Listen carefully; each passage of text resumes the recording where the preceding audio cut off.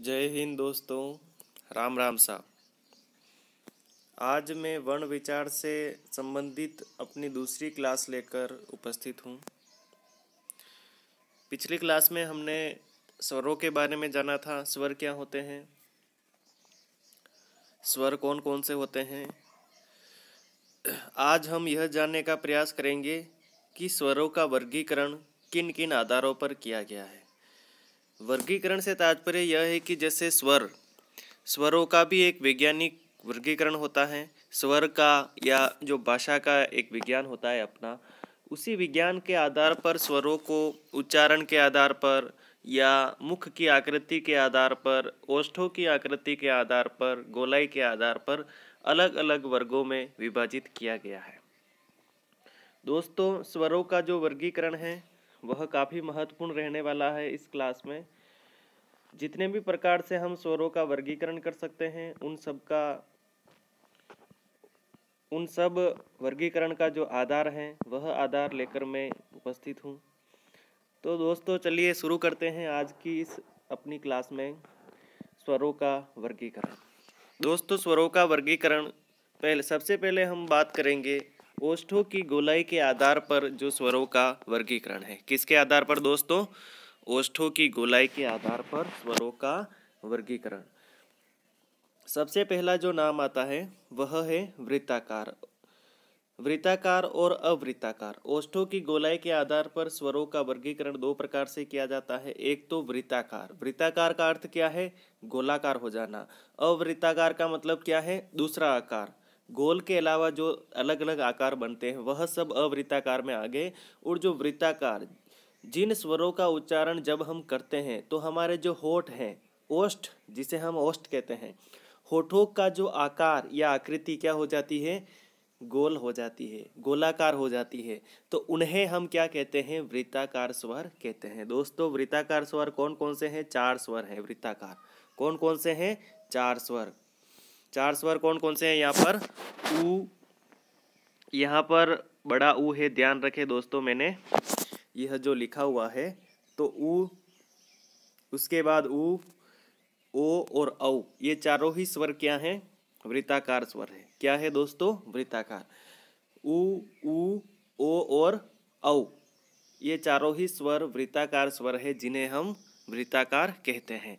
दोस्तों, दूसरा जो वर्गीकरण है वह क्या है? अवृत्ताकार। ओष्ठों की गोलाई के आधार पर जो पहला प्रकार था वृत्ताकार और दूसरा था अवृत्ताकार। दूसरा कौन सा है? अवृत्ताकार। जिन स्वरों के उच्चारण में होठ गोल ना खुलकर अन्य किसी आकार में खुले, उन्हें हम क्या कहते हैं? अवृत्ताकार स्वर कहते हैं। दोस्तों, आप उच्चारण करके देख सकते हैं, इन स्वरों का उच्चारण करके देख सकते हैं कि आपके जो होठों की गोलाई है वह गोल है या किसी दूसरे आकार में खुल रही है। तो अवृत्ताकार स्वर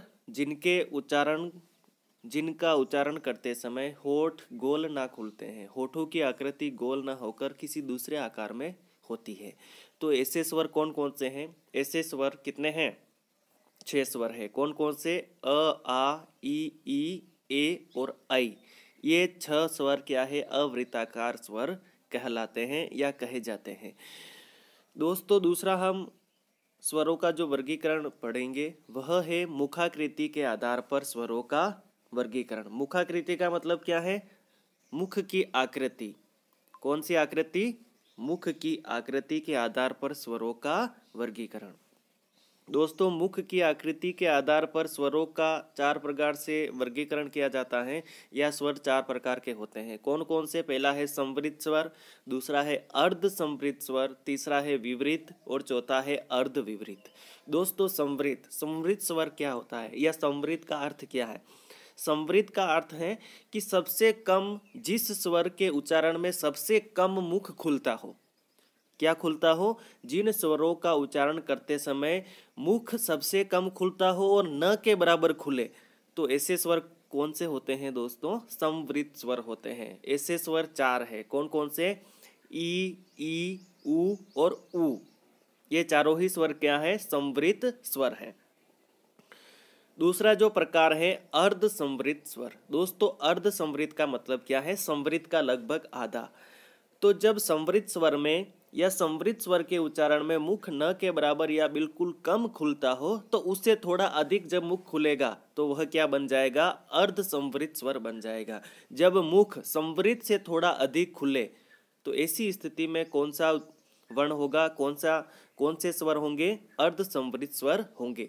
ऐसे स्वर कितने हैं दोस्तों? 2 है, ए और ओ। कौन कौन से स्वर हैं? ए और ओ। तीसरा जो प्रकार है विवृत। विवृत का अर्थ है दोस्तों कि मुख पूरी तरह खुल जाए। जिस स्वर का उच्चारण करते समय मुख पूरा खुला हो या सबसे अधिक खुले तो उसे हम क्या कहते हैं? विवृत स्वर कहते हैं। ऐसा कौन सा स्वर है? आ। एक ही स्वर है ऐसा, आ। और चौथा जो प्रकार है मुखाकृति के आधार पर स्वरों का जो वर्गीकरण है वह अर्ध विवृत है। अर्ध विवृत का तात्पर्य क्या है दोस्तों? विवृत में क्या होता है? पूरा मुख खुलता है। तो विवृत से जब थोड़ा कम मुख खुले अर्थात पूरे मुख से थोड़ा कम मुख खुलता हो तब ऐसी स्थिति में कौन से स्वरों का उच्चारण हम कर पाते हैं? ऐसी स्थिति में अर्ध विपरीत स्वरों का उच्चारण हम कर पाते हैं। ऐसे स्वर कौन कौन से हैं? अ, ऐ और औ। कितने स्वर हैं दोस्तों? 3। संवृत स्वर कितने हैं? 4 हैं। अर्ध संवृत स्वर कितने हैं? 2 है। विवृत कितने हैं? 1 हैं। और अर्ध विवृत कितने हैं? 3 हैं। दोस्तों संवृत स्वर जिनके उच्चारण में क्या हो? मुख न के बराबर खुले, ई उ और उ। आप उच्चारण करके देख सकते हैं। अर्ध संवृत स्वर जब मुख संवृत से थोड़ा अधिक खुले, ए और ओ है। विवृत कौन से हैं? आ। एक ही स्वर है जिसमें मुख जिसके उच्चारण करते समय या जिसका उच्चारण करते समय क्या होता है? मुख पूरी तरह खुलता है या सबसे अधिक खुलता है। ऐसा एक ही स्वर है, वह है आ। आप उच्चारण करके देख सकते हैं। अर्ध विवृत। अर्ध विवृत का मतलब क्या है? विवृत से थोड़ा कम खुलेगा, पूरा नहीं खुलेगा, उससे थोड़ा कम खुलेगा। अ, ऐ और औ ये तीनों ही स्वर क्या हैं? अर्ध विवृत स्वर हैं।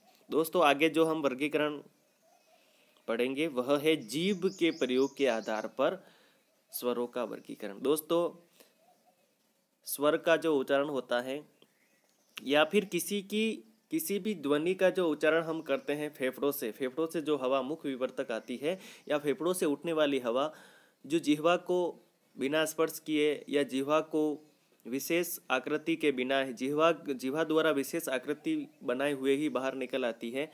तो इस प्रकार से जिन ध्वनियों का हम उच्चारण करते हैं तो जीभ का महत्वपूर्ण स्थान है स्वरों के उच्चारण में या फिर हम व्यंजन का उच्चारण भी करते हैं। तो दोस्तों जिह्वा की जब हम स्वरों का उच्चारण कर रहे हैं तो जीभ भी अपना अपना क्या करती है? अपनी आकृति बनाती है। तो जीभ के प्रयोग के आधार पर स्वरों का वर्गीकरण 3 प्रकार से है। सबसे पहला वर्गीकरण क्या है? अग्रस्वर। जीभ के प्रयोग के आधार पर पहला प्रकार कौन सा है स्वरों का? अग्रस्वर। अग्र का मतलब क्या है? आगे का भाग। जब हम अग्र स्वरों का उच्चारण करते हैं तो हमारी जिह्वा का अग्र भाग क्या रहता है? सक्रिय रहता है। जिन स्वरों के उच्चारण में जीभ का अग्र भाग, अग्र का अर्थ है दोस्तों आगे का भाग, क्या रहता है? सक्रिय रहता है, उन्हें हम अग्र स्वर कहते हैं। ऐसे स्वर कितने हैं? 4 है। ई, ए और ऐ। ये चारों ही स्वर क्या है? अग्र है। अग्र आप उच्चारण करके देखिए दोस्तों। जैसे आप ई का उच्चारण कर रहे हैं, ई, तो जिह्वा की जो आगे की नोक है, जिह्वा की जो सबसे आगे की नोक है, तीखी नोक है, वह क्या कर रही है? वह सक्रिय हो रही है। जैसे ई, ए और ऐ, ई, ए और ऐ, ये चारों ही स्वर उच्चारण करते समय हमारी जीभ का आगे का भाग क्या करता है? हलचल करता है। दोस्तों जीभ के प्रयोग के आधार पर दूसरा जो वर्गीकरण है वह है मध्य स्वर। कौन सा है? मध्य स्वर। जिन स्वरों के उच्चारण में जिह्वा का मध्य भाग ऊपर तालु की ओर उठता है उसे मध्य स्वर कहते हैं। दोस्तों अ का उच्चारण करके देखें आप, अ, तो जीभ का जो मध्य भाग है वह ऊपर तालु की ओर क्या कर रहा है? उठ रहा है। तालु कहाँ पर होता है हमारे मुख में? दांतों के ऊपर के जो मसूड़े हैं, कोमल मसूड़े, उसे हम क्या कहते हैं? तालु कहते हैं। तो मध्य स्वर एक ही है, अ। जीभ का जो मध्य भाग ऊपर तालु की ओर उठता है, अ का उच्चारण करते ही हमारा जो जिह्वा का मध्य भाग है वह तालु की ओर ऊपर उठता हुआ महसूस होगा। जीभ के प्रयोग के आधार पर जो तीसरा वर्गीकरण है वह है पश्च स्वर। पश्च का मतलब क्या है दोस्तों? पीछा, पिछला भाग। कौन सा भाग? पिछला या पीछे। जिन स्वरों के उच्चारण में जिह्वा का पिछला भाग सक्रिय रहता है उसे हम क्या कहते हैं? पश्च स्वर कहते हैं। पश्च स्वर अर्थात हमारी जीभ का जो सबसे पिछला भाग है, या जिसे हम जड़ का भाग कह सकते हैं, जहाँ से जीभ शुरू होती है, तो वहाँ का जो भाग है जिह्वा का, वह सक्रिय रहता है, वह हलचल करता है इन स्वरों का उच्चारण करते समय। कौन कौन से ऐसे स्वर हैं? उ, ऊ, ओ, औ और आ। ये सभी स्वर क्या है? पश्च स्वर हैं। तो दोस्तों जीभ के प्रयोग के आधार पर स्वरों का वर्गीकरण 3 प्रकार से किया जाता है, अग्र, मध्य और पश्च। अग्र स्वर कौन कौन से हैं? ई, ए और ऐ। मध्य कौन सा है? अ। और पश्च कौन कौन से हैं? उ, ओ, औ और आ। दोस्तों आगे हम पढ़ते हैं। नासिका के आधार पर स्वर 2 प्रकार के होते हैं। नासिका का मतलब क्या है? कि जिनका उच्चारण, जिन स्वरों का उच्चारण, जिन वर्णों का उच्चारण नाक और मुख दोनों से किया जा सकता है। तो नासिका के आधार पर मतलब क्या है? कि जैसे हम नासिका के आधार पर वर्णों का 2 प्रकार हैं, वर्णों के 2 प्रकार है, अनुनासिक और निर्नुनासिक। अनुनासिक का तात्पर्य क्या है दोस्तों? तो जिन स्वर के उच्चारण में मुख के साथ नासिका की भी क्या ली जाती है? सहायता ली जाती है। सहायता कैसे ली जाती है? जैसे आप चंद्र बिंदु लगे हुए जितने भी स्वर हैं उन स्वरों का उच्चारण करेंगे तो उसमें जो ध्वनि निकलेगी या जो मुख से हवा निकलेगी, मुख से जो हवा के साथ जो उच्चारण होगा वह ध्वनि कहाँ से निकलेगी? एक तो नाक से भी आएगी और एक मुख से। तो दोस्तों इन्हें क्या क्या क्या कहते हैं? अनुनासिक कहते हैं। अनुनासिक का मतलब क्या है? मुख के साथ साथ जो ध्वनि नाक से भी क्या हो? उच्चरित हो या जिसका उच्चारण हो, उसे हम कहते हैं अनुनासिक। तो ऐसे वर्ण कौन कौन से हो सकते हैं दोस्तों? चंद्र बिंदु लगे हुए जितने भी वर्ण हैं, क्या लगे हुए? चंद्र बिंदु लगे हुए जितने भी वर्ण हैं उन्हें हम क्या कहते हैं? अनुनासिक कहते हैं। जैसे ओम हो गया, या फिर ओम। तो इस तरह के जो चंद्र बिंदु लगे हुए जो वर्ण होते हैं उनका उच्चारण क्या होता है? मुख और नाक दोनों से होता है। दोस्तों नासिका के आधार पर जो दूसरा प्रकार है निर्नुनासिक। निर्नुनासिक का मतलब क्या? बिना नासिका के सहयोग से ही जिन वर्णों का क्या होता है? उच्चारण होता है। बिना नासिका का सहयोग होगा तो सिर्फ कहाँ से उच्चारण होगा इन वर्णों का? सिर्फ मुख से ही उच्चारण होगा। तो दोस्तों बिना नासिका के ही जब हम स्वरों का उच्चारण करेंगे या वर्णों का उच्चारण करेंगे तो निर्नुनासिक वर्ण कहलाएंगे। जो स्वर केवल मुख से उच्चारित होता है वह क्या है? निर्नुनासिक है। क्या है? निर्नुनासिक है। यहाँ पर जो ये थोड़ा शब्द की मिस्टेक हो गई, इसे आप क्या कर ले दोस्तों? सही कर ले। यहाँ पर निर्नुनासिक है। क्या है? निर्नुनासिक है। आगे हम बात करते हैं उच्चारण स्थान के आधार पर क्या है? वर्णों का वर्गीकरण। मैं एक टेबल आपके समक्ष लाया हूं दोस्तों, इससे आपको समझने में आसानी रहेगी कि वर्णों का हम उच्चारण स्थान के आधार पर वर्गीकरण कैसे कर सकते हैं, या जो अलग अलग वर्ण हैं उनको उच्चारण स्थान के आधार पर किन किन भागों में विभाजित किया जा सकता है। तो दोस्तों सबसे पहले हम बात करते हैं स्थान। स्थान का मतलब क्या है? कि हमारे मुख के किस भाग से क्या होगा? वर्ण का उच्चारण होगा। स्वर का उच्चारण स्थान क्या है? तो व्यंजन का उच्चारण स्थान क्या है? अंतस्थ का उच्चारण स्थान क्या है? और ऊष्म। इन सबको मैंने अलग अलग कैटेगरी में डिवाइड किया है जिससे आपको समझने में आसानी रहेगी। दोस्तों सबसे पहले हम बात करते हैं कंठ। कंठ से किन किन ध्वनियों का उच्चारण होता है? तो कंठ से जो स्वर उच्चरित होते हैं उनमें से कौन से हैं? अ और आ है। और जो व्यंजन उच्चरित होते हैं कंठ से, उसे वह कौन कौन से हैं? क वर्गीय जो 5 वर्ण हैं वह कहाँ से उच्चरित होते हैं दोस्तों? उनका उच्चारण कहाँ से होता है? कंठ से। आप इनका उच्चारण करके देखिए, क, ख, ग, बड़ग और अंग। इन 5 ध्वनियों का जब आप उच्चारण करेंगे तो जो हवा है, हवा में अवरोध कहाँ उत्पन्न होगा? हमारे कंठ में।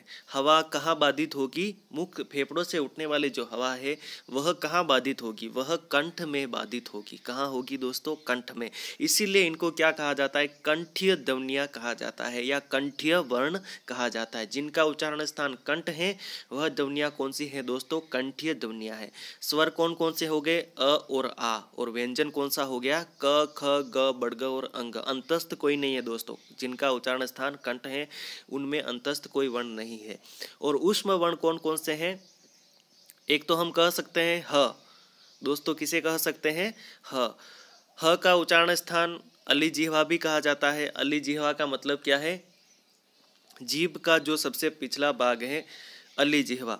तो ह का उच्चारण स्थान अली जिह्वा भी कहा जाता है। तो दोस्तों यह भी आप ध्यान रखें। और कंठ से भी ह का उच्चारण होता है। अह अर्थात विसर्ग। इसका भी उच्चारण क्या है? ह के समान ही है, अह। जो दूसरा वर्गीकरण है तालु। दोस्तों तालु से जिन जिन ध्वनियों का उच्चारण होता है वह कौन कौन सी है? स्वर में कौन कौन सी है? ई और ई। दोनों जो ई है, एक छोटी और बड़ी, दोनों ई का उच्चारण स्थान क्या है? दोनों मात्राओं का उच्चारण स्थान क्या है? तालु है। तालु दोस्तों कहाँ पर होता है? हमारे दांत का जो ऊपरी हिस्सा है, दांत का जस्ट ऊपर वाला जो हिस्सा है, भाग है। आप ई और ई, उसके बाद च, छ, ज, बड़ज और इया, इनका अगर आप उच्चारण करेंगे तो जिह्वा की जो नोक है वह दांतों के ऊपरी स्थान है, जो मसूड़े हैं या जो कोमल तालु है वहाँ पर क्या करेगी? स्पर्श करेगी। तो दोस्तों इसी के कारण जो च वर्गीय व्यंजन है उनको क्या कहा जाता है? तालव्य व्यंजन कहा जाता है। और तालु से उच्चारित होने वाला जो अंतस्थ वर्ण है वह कौन सा है दोस्तों? य है। कौन सा है? य। और ऊष्म वर्ण कौन सा है? श। कौन सा है दोस्तों? श। उसके बाद हम बात करते हैं मुर्दा के आधार पर वर्णों का उच्चारण स्थान। मुर्दा जो कठोर भाग होता है, कोमल तालु के ऊपर का जो कठोर हिस्सा है मुख में, हमारे मुख में कोमल तालु के ऊपर का जो कठोर हिस्सा है उसे हम क्या कहते हैं? मुर्दा कहते हैं दोस्तों। क्या कहते हैं? मुर्दा।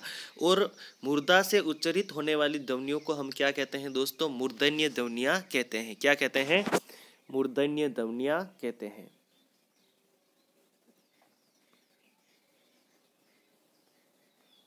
मूर्धन्य क्या कहते हैं दोस्तों? मूर्धन्य ध्वनियाँ कहते हैं। तो मुर्दा से उच्चारित होने वाली ध्वनियाँ या वर्ण कौन कौन से हैं? एक तो है री, री से ऋषि, री और री। प्लुत स्वर कौन सा है दोस्तों? प्लुत, जिसकी कितनी मात्राएं होती है? री और री, इनका उच्चारण स्थान क्या है? मुर्दा है। और उसके बाद ट वर्गीय जितने भी वर्ण हैं उनका उच्चारण स्थान भी क्या है?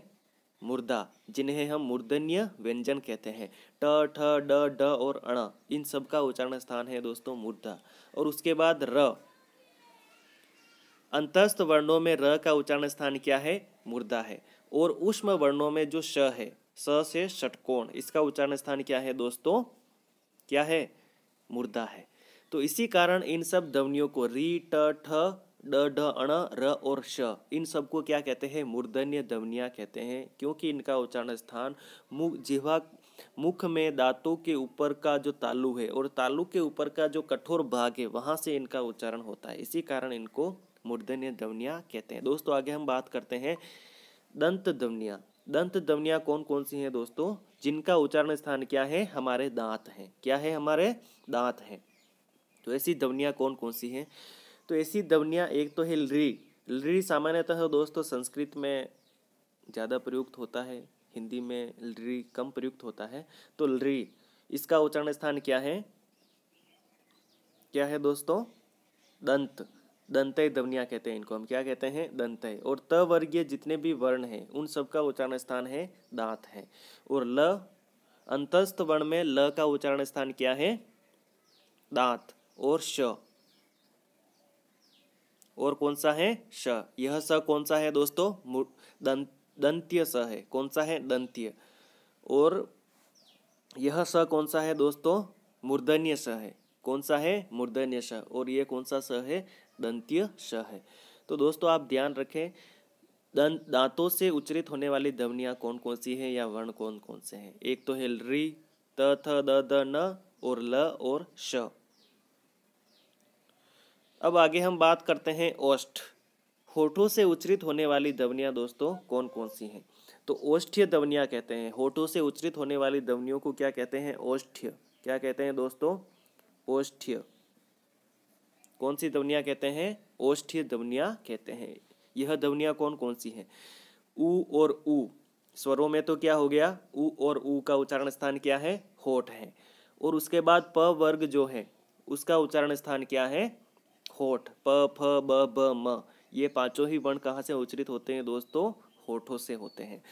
आगे हम बात करते हैं नासिका। नासिका से उच्चारित होने वाली ध्वनियाँ कौन कौन सी हैं?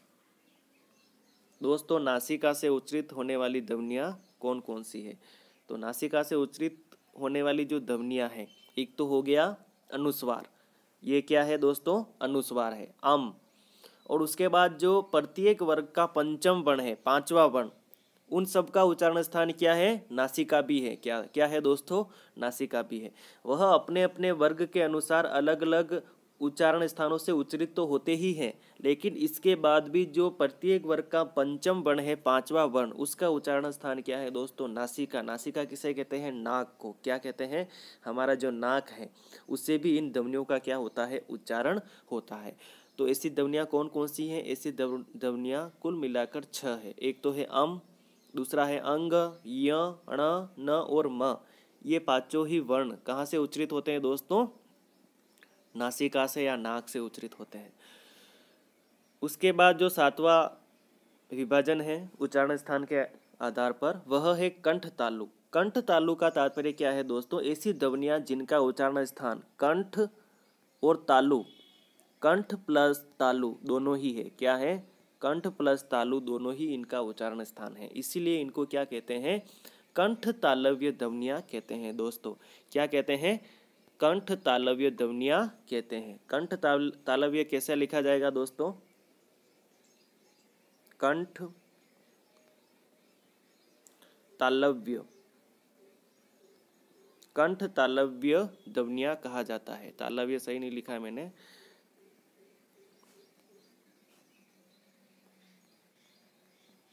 कंठ तालव्य ध्वनियाँ कहा जाएगा। क्या कहा जाएगा? कंठ तालव्य। अब आगे हम बात कर कंठ तालव्य ध्वनियाँ कौन कौन सी हैं? तो दोस्तों जो दो स्वर हैं ए और ऐ, इन दोनों का उच्चारण स्थान क्या है? कंठ और तालु दोनों है। अब है कंठोष्ठ्य। दोस्तों यह शब्द सही कर ले, यह होता है कंठोष्ठ्य होता है। क्या होता है? कंठोष्ठ्य। कंठोष्ठ्य शब्द होता है। तो कंठोष्ठ्य जो ध्वनियाँ है वह कहाँ से उच्चारित होती है दोस्तों? कंठ और होठ दोनों जगह से उच्चारित होती है। तो ऐसी ध्वनियाँ या ऐसे स्वर कौन कौन से हैं? ओ और औ है। कौन से हैं? ओ और औ। इन दोनों का उच्चारण स्थान क्या है? इन दोनों स्वरों का उच्चारण स्थान है कंठोष्ठ्य है। अब अंतिम जो विभाजन है उच्चारण स्थान के आधार पर, वह क्या है? दंतोष्ठ्य ध्वनियाँ। दंतोष्ठ्य का मतलब क्या होता है दोस्तों? दांत और होठ दोनों उच्चारण स्थान है। क्या है दोस्तों? दांत और होठ दोनों जगह से जिनका उच्चारण होता है। तो ऐसी एक ही ध्वनि है, वह है व। वह किस प्रकार का व्यंजन है दोस्तों? वह किस प्रकार का व्यंजन है? अंतस्थ व्यंजन है दोस्तों। कौन सा व्यंजन है? अंतस्थ। अंतस्थ व्यंजन क्यों कहते हैं इसके बारे में हम विस्तृत रूप से अध्ययन करेंगे दोस्तों। अंतस्थ व्यंजन क्यों कहते हैं वह को?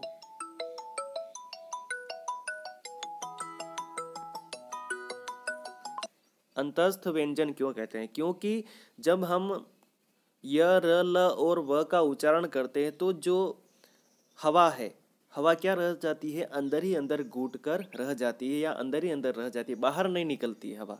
इसलिए इनको क्या कहा जाता है? अंतस्थ व्यंजन कहा जाता है। तो ऐसा दंतोष्ठ्य अर्थात दांत और होठ दोनों जगह से उच्चारित होने वाला एक ही वर्ण है, वह कौन सा है? वह है दोस्तों, इसमें एक 10वां प्रकार भी आप ऐड कर लें, वह है अलिजिह्वा। क्या है? अलिजिह्वा। ऐसा एक वर्ण है। कौन सा है? अलिजिह्वा। ऐसा एक वर्ण है, वह कौन सा है? ह है। क्या है दोस्तों? ह। ह किस प्रकार का वर्ण है? ऊष्म वर्ण है दोस्तों। किस प्रकार का वर्ण है? ऊष्म। तो आज हमने मुख्य रूप से जो अध्ययन किया है स्वरों का वर्गीकरण, होठों के आधार पर, होठों की गोलाई के आधार पर जो स्वरों का वर्गीकरण है वह दो प्रकार से है, वृत्ताकार और अवृत्ताकार। दूसरा जो प्रकार हमने पढ़ा था होठ स्वरों का जो वर्गीकरण पढ़ा उसमें मुखाकृति के आधार पर, मुख की आकृति के आधार पर 4 प्रकार के हैं, संवरित, अर्ध संवरित, विवरित और अर्धविवरित। जीभ के प्रयोग के आधार पर स्वर कितने प्रकार के हैं? 3 प्रकार के, अग्र स्वर है, मध्य स्वर है और पश्च स्वर है। और अंतिम जो प्रकार है वह नासिका के आधार पर स्वरों का वर्गीकरण। नासिका के आधार पर जिन ध्वनियों का उच्चारण मुख और नाक दोनों से होता है उन्हें हम कहते हैं अनुनासिक। और निर्नुनासिक, जिन ध्वनियों का उच्चारण, जिन वर्णों का उच्चारण सिर्फ कहाँ से होता है? मुख से होता है, उन्हें हम क्या कहते हैं? निर्नुनासिक वर्ण कहते हैं। दोस्तों आगे हमने एक टेबल के रूप में उच्चारण स्थान के आधार पर जो वर्णों का वर्गीकरण पढ़ा है वह आपके लिए काफ़ी महत्वपूर्ण है। इसका आप स्क्रीनशॉट ले सकते हैं। मैं आपको इसको धीरे धीरे आगे बढ़ा रहा हूँ, तो आप इसका स्क्रीनशॉट लेकर रख लें। आपके बहुत ही ज़्यादा यह टेबल काम आने वाली है। यह टेबल आप पूरी तरह इसी तरह याद कर सकते हैं। तो उसके अलावा मैंने एक और अंत 10वां प्रकार भी बताया था, तो उसे आप नोट कर लें वीडियो को बैक करके। अलीजिह्वा, जिसका उच्चारण स्थान अलीजिह्वा जो एक ही वर्ण है वह कौन सा है दोस्तों? ह। तो दोस्तों यह जो मेरी क्लास थी वर्णों के वर्गीकरण से संबंधित, आपके लिए काफ़ी फायदेमंद रहने वाली है। जो अलग अलग परीक्षाओं में प्रश्न पूछे जाते रहे हैं, तो उन्हीं सबको ध्यान में रखकर मैंने यह वीडियो तैयार किया है। तो दोस्तों आज का जो वीडियो है हम यहीं समाप्त करते हैं। जय हिंद दोस्तों।